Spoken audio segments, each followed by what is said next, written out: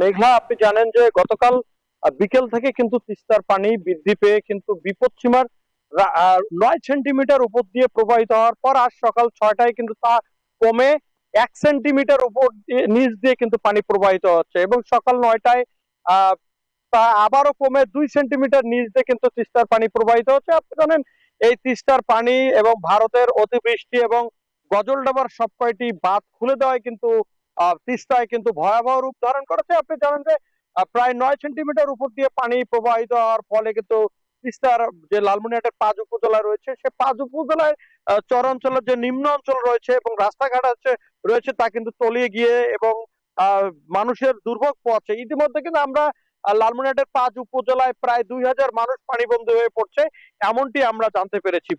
এদিকে কিন্তু পানির চাপে তিস্তা ব্যারাজের যে 44টি গেট রয়েছে সেই 44টি গেট কিন্তু খুলে রাখা হয়েছে এবং পানি কিন্তু প্রবল গতি বেগে ছুটে আসছে পানি এবং শো শো শব্দ কিন্তু ভারী হয়ে উঠছে এই তিস্তা পারে এবং আপনারা জানেন যে প্রচুর পরিমাণ পানি আসছে এই ব্যারাজ দিয়ে এবং এই এই পানির কারণে কিন্তু লালমনিরহাটের যে নিম্ন অঞ্চল রয়েছে, বিশেষ করে লালমনিরহাট সদর উপজেলা, আজিদবাড়ি, খুনিয়াগাঁও, কালীগঞ্জ উপজেলার এবং হাতীবান্ধা উপজেলার সিন্ধুন্না থেকে 6টি ইউনিয়নে কিন্তু পানি প্রবেশ করেছে, নতুন নতুন এলাকায় পানি প্রবেশ করছে এবং সেখানে কিন্তু অনেক ঘর বাড়ি পানির পানির পানিতে প্রবেশ করায় কিন্তু অনেকে মানুষ অনেক কষ্টে রয়েছে। পাশাপাশি আমরা দেখেছি যে মানুষের যে চলাচলের রাস্তায় পানি প্রবেশ করে কিন্তু মানুষ দুর্ভোগে পড়েছে। আপনারা জানেন যে আমরা রয়েছি এখন তিস্তা ব্যারাজের যে 44টি গেট রয়েছে সেই 44টি গেট খুলে রেখেছে পানি উন্নয়ন বোর্ড এবং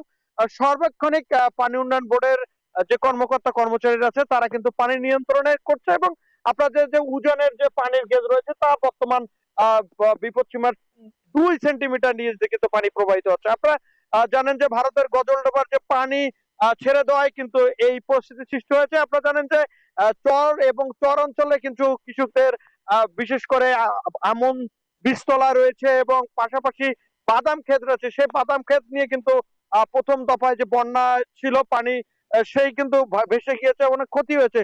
দ্বিতীয়বার আবার সেই তিস্তার পানি বৃদ্ধির কারণে কিন্তু অনেক ক্ষতিগ্রস্ত হচ্ছে কৃষক এবং তারা কিন্তু সংশয় রয়েছে এবং আপনারা জানেন যে পানি উন্নয়ন বোর্ডের কর্তৃপক্ষ আমাদেরকে জানিয়েছে আগামী কি পরিমাণ পানি ভারত থেকে আসছে সে কিন্তু এখনো আমাদের নিশ্চিত করতে বলছেন। তবে পানি উন্নয়ন বোর্ডের কর্মকর্তারা বলছেন যে ভাঙ্গন রোধে কিন্তু পানি উন্নয়ন বোর্ড সর্বক্ষণিক প্রস্তুত রয়েছে। এই ছিল আমার কাছে সর্বশেষ। ফিরে যাচ্ছি স্টুডিওতে। মেঘলা, প্রতি সপ্তাহে সর্বোচ্চবার বিকাশ পেমেন্টে 50 জন হবেন পেমেন্ট চ্যাম্পিয়ন। জিতে নিন টিভি সহ আকর্ষণীয় সব প্রাইজ।